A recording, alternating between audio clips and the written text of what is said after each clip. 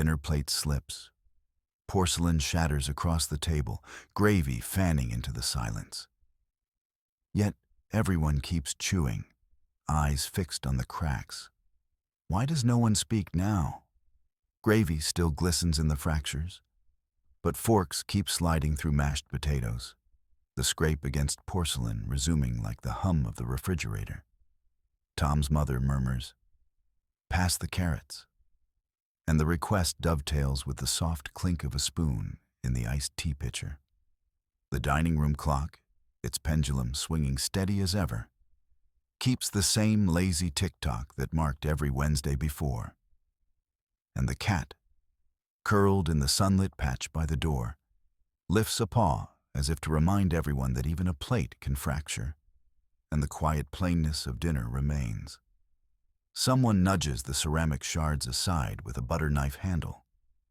No one lingers on the chaos, just the familiar choreography of pouring gravy. Wiping lips with checked napkins, elbows angled inward so the table stays in its own world. Laughter bubbles from the back of the room about the new neighbors humming.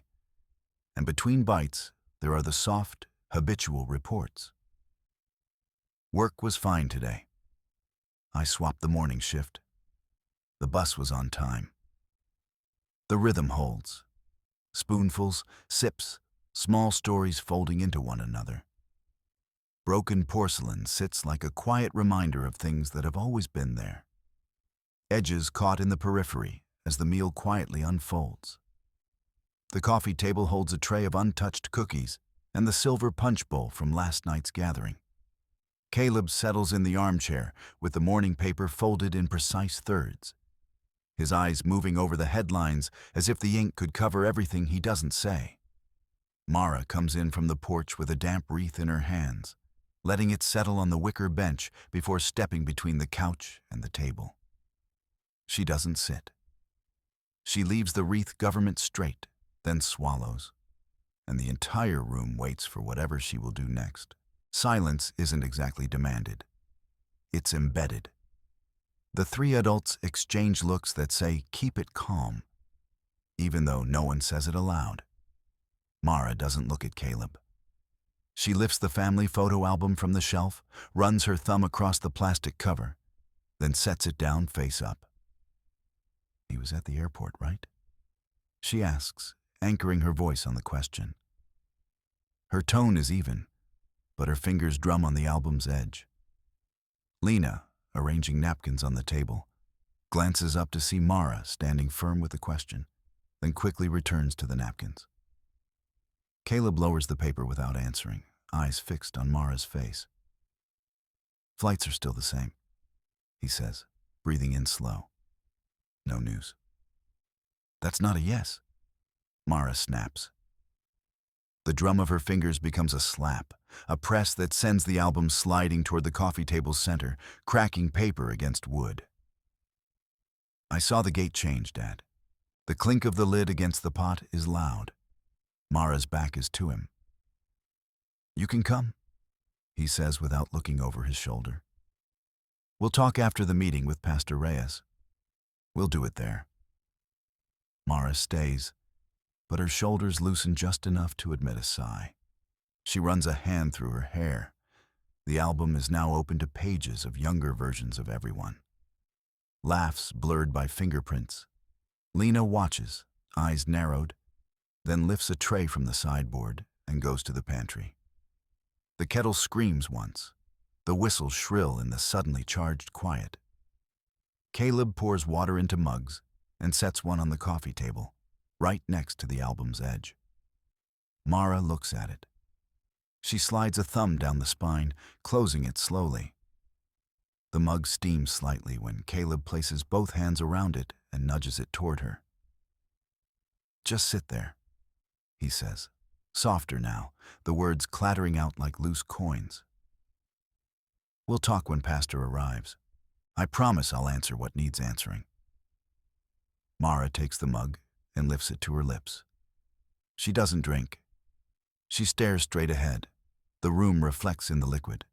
Caleb beside her, Lena in the tray light, the quiet so thick you could step on it. "Okay," she says, low, not letting her voice rise. The word drops, a temporary bridge across the stillness. The kettle is gone from the stove, the whistle silenced, but the temperature in the room is still measurable. Caleb sits back down, hands wrapped around the mug, and his shoulders fall forward. The tension abates a fraction. Mara leans back, her fingers closing on the mug, not letting herself tilt her head to look at him. Outside, the cars in the driveway hum, and the hallway timer clicks again, time continuing its circuit. No one cries, but Malo's footsteps can be heard on the stairs, a new presence entering the foyer. The truth of the room is that they are holding their calm, not because everything's fine, but because the next words will settle on them like rain. Mara takes a slow breath and holds it for a beat, then lets it go. The payoff is small. She speaks, he answers. The silence is no longer an unbroken pact. Mara balanced 2 steaming mugs on a tray, then set the porcelain down with a little clink that filled the tiny kitchen. Steam smudged the glass door.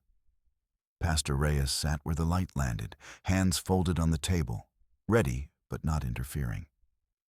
Caleb lingered by the sink, fingers tracing the seam of the countertop as if the groove could hold him in place. "Put it here," Mara said, tapping the table beside Pastor Reyes.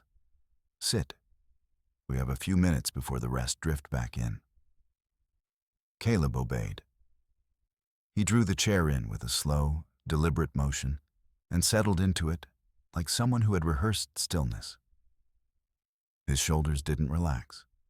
They hunched just enough to say he was waiting for a cue. Pastor Reyes, eyes steady, leaned back, letting them take ownership of the moment. Mara took a sip, eyes on Caleb. "You canceled the flight," she said, voice level but precise. "You didn't tell Lena until after supper. Why?" The words weren't loud, but they pressed into the quiet, demanding air. Caleb kept his gaze on the saucer. "I thought the house needed me here. That's all." His voice stayed low, measured. "I thought the calm was all they needed." Mara slid forward, elbows on the table. "Calm? You handed me a whisper and called it closeness. I've been reaching around a wall that you keep building in the shape of not being moved." She pushed a fingertip against the wood, eyes sharp. "When you work so hard to keep yourself steady, I can't tell who's supposed to be here for me. You and we used to talk and laugh and fight over stupid things. Now you lock down, and I keep waiting for the part of you that used to hate the silence." Caleb caught himself breathing through his nose, shoulders hitching. "I didn't want to scare anyone," he said. His hand went to the mug like it could anchor him. "I thought if I didn't show that the ground was shifting, no one would fall. So you took responsibility for everyone's steadiness and lost sight of your own face in the mirror. I saw you in there, Caleb. The person who used to make Lena laugh in the middle of church. The one who'd crawl into the car at midnight just to listen. When you stop, I stop recognizing you, and I stop feeling close to myself." Pastor Reyes shifted. "Keeping a calm mask can make people feel safer on the surface," he said softly. "But it doesn't keep them close." Caleb's jaw moved. He set the mug down carefully and leaned forward until his elbows hit the table. "I wanted to keep the family from breaking open. I thought if I didn't open the door, then nothing would spill out." Mara's fingertips twitched. "But all that staying closed made us strangers," she said. She slid her mug sideways and placed her palm on the table between them. "I needed you to recognize that, even if you didn't want to move." Caleb stared at the cross that hung over the oven door. "I don't know how to be anything other than steady," he said, voice raw but controlled. "I don't know what happens to me when I stop pretending I'm not cracked."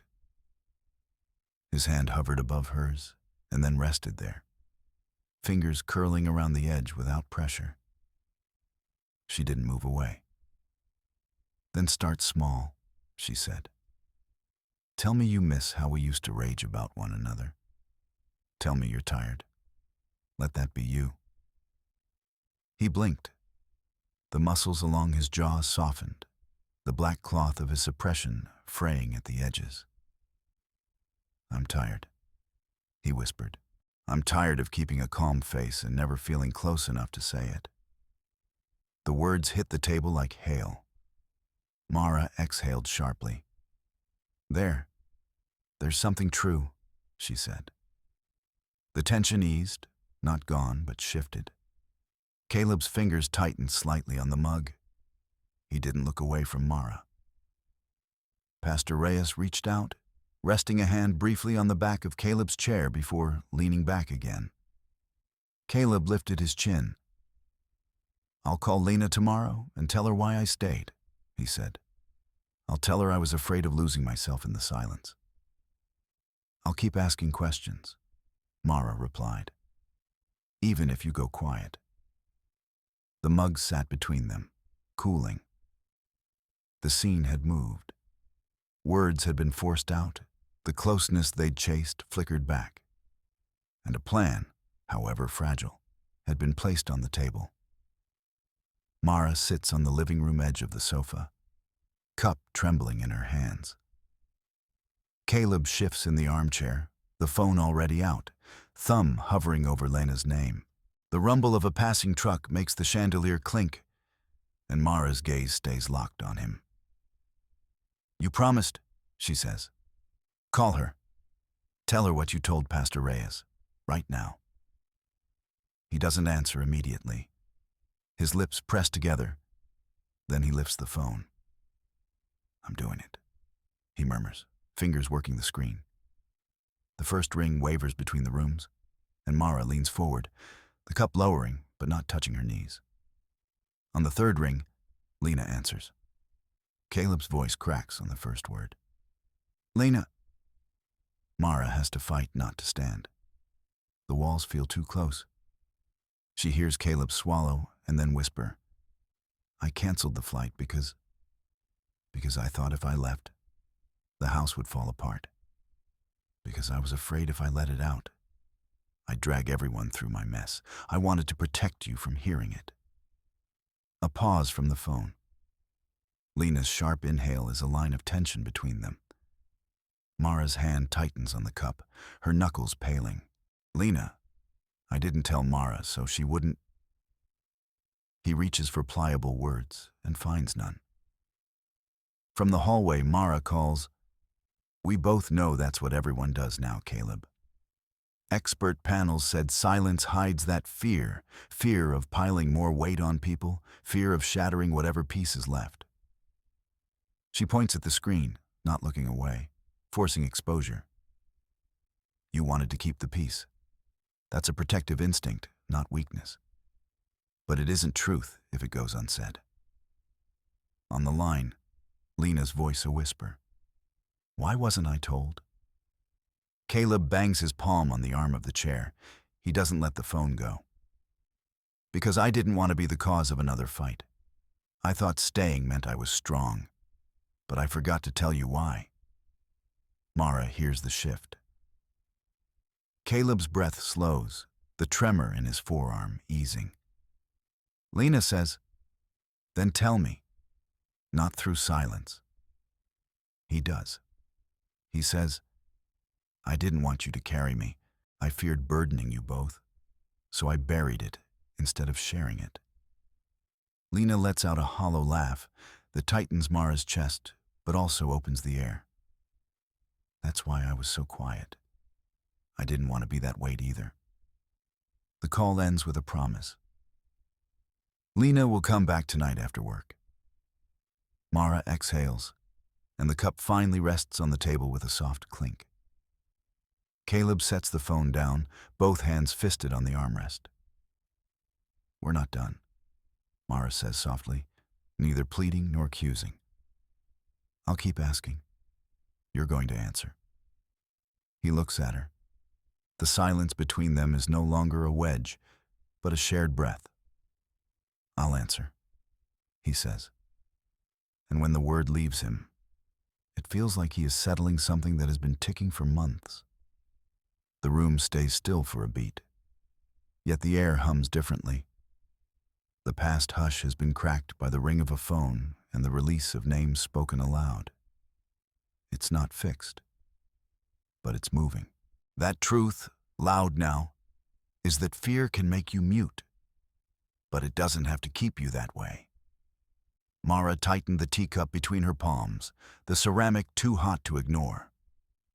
The kettle hissed as Caleb turned off the burner, eyes flicking to her and then to the hallway where Lena's footsteps were already echoing. "She'll be home in an hour," he said. But the words had the weight of a question. Mara lifted the cup enough to release steam, then set it down without drinking. "You called her back," she said. "Not because you felt ready, but because I kept asking." He swallowed and nodded once. Lena's car crunching up the driveway cut through the damp quiet like a knife. Mara went to the window and saw her daughter stand in the damp light, shrugging off a wet coat. Caleb stood beside her, the glow from the porch lamp painting his jaw in gold. Lena climbed the steps and did not hesitate this time. She put a hand on Mara's shoulder without waiting for permission. Inside, Lena let the coat fall to the floor and went straight to the kitchen counter where Mara kept the lemons. She grabbed two, rolled them against the board, then sliced one in half and squeezed it into a tall glass. "You're out of mint," she said, handing the glass to Mara.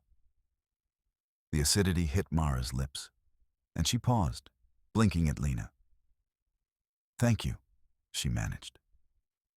The air shuddered when Caleb set the last chair against the wall and then pulled it into place for Lena at the table. He sat opposite Mara, the two of them flanked by the long dining table they've shared for years. "Is it okay if we start with what you said you needed me to say when you called?" Caleb asked, voice low.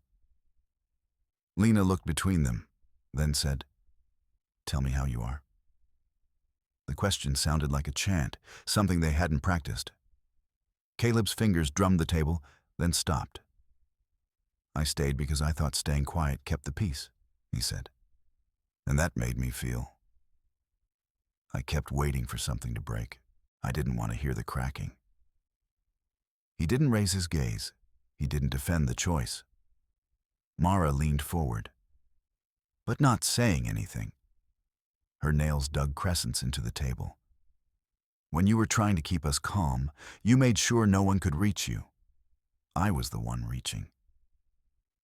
Her voice trembled, then steadied. "We were all quiet, but I still reached even if you didn't move. That gap got louder."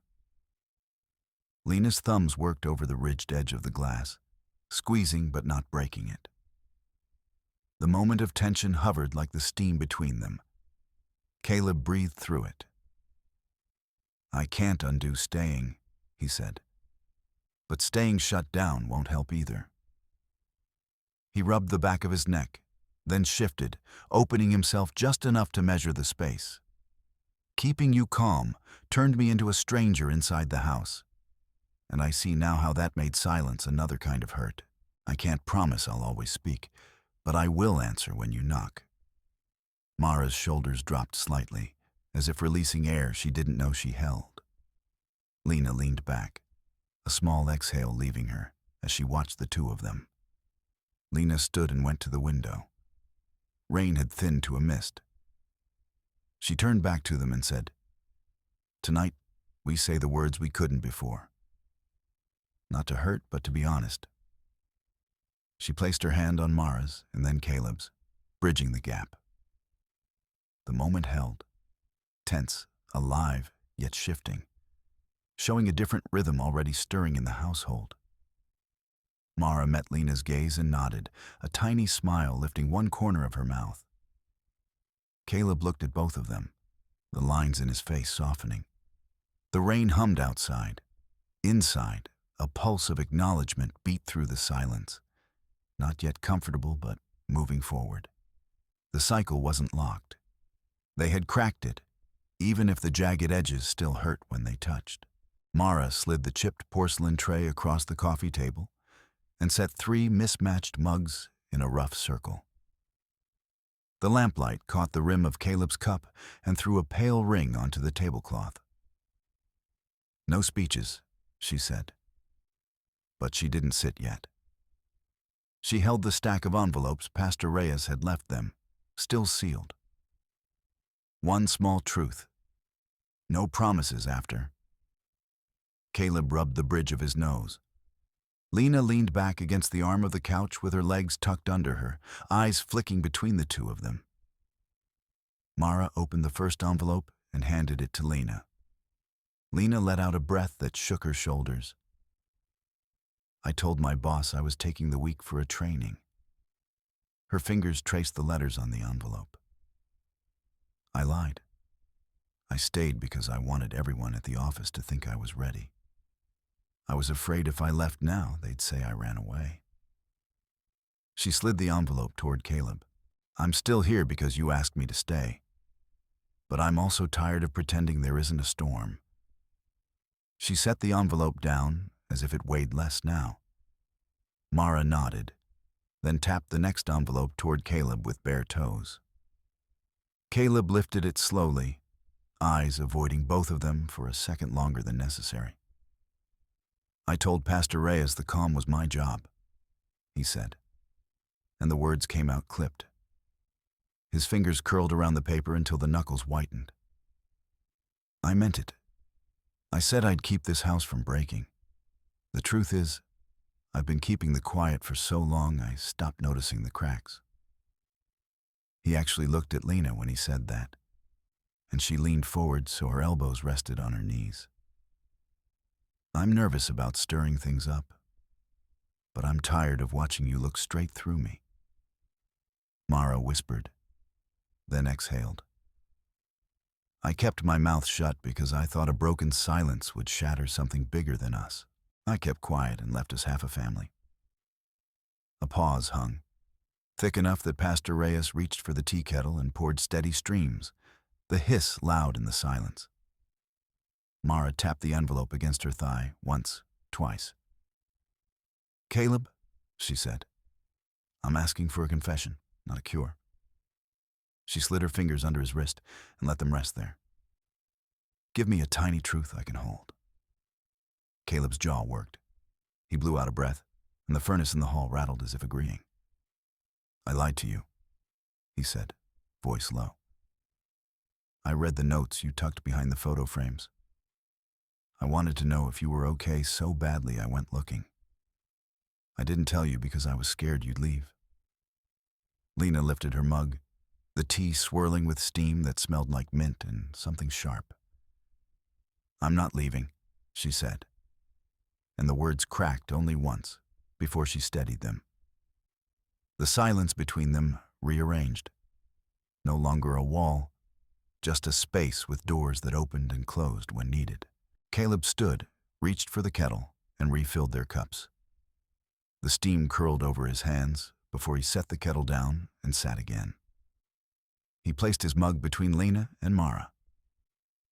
"We keep doing this tonight," he said quietly, "until I stop ducking." Mara accepted the cup. It trembled for a heartbeat and then steadied as she lifted it. Lena tucked her mug's handle between thumb and fingers like a lifeline. The air had weight, but it shifted, just enough for each of them to breathe a little easier. They sipped together. No vows, no promises beyond the small truths already given, already heard. Lena slid the kettle onto the low table, the wooden lid clacking twice before she set it down beside Caleb's cooling tea. Mara wiped her hands on the hem of her sleeve and crossed to the far chair, still holding the small stack of her handwritten reminders from earlier. She set them between them, not pushing them toward anyone, but letting the papers occupy the space like a third presence. "Before we go on," Mara said, I want to clear the air about what those notes were. They weren't orders. They were reminders I needed when everything felt blurry. She tapped the top paper, then, quieter, added, "When I left them where Caleb could read, I meant for him to see the parts of me I guarded. I didn't plan for him to feel watched." Caleb picked up the top sheet, eyes moving over the jagged lines as though he could remember the breaths that formed them. He finally lifted his head and met Mara's gaze. "I read them because I was afraid I'd lose you if I stayed silent," he said. "I wasn't trying to control you. I was trying to make sure I knew you were still there." Lena's fingers curled around the kettle handle. "It hurts, but it helps me understand," she said, the words sharp and soft at once. "Openness cultivates empathy. This right now proves it. You showing the notes, you being honest about what you feared, Caleb. I can hear you better." She lifted her mug and sipped, then set it down as if releasing steam from herself. Mara leaned forward.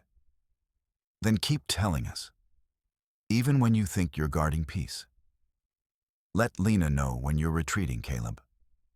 Don't disappear to protect the calm. We can be messy together." Caleb's jaw tightened, a quick wince passing across his face.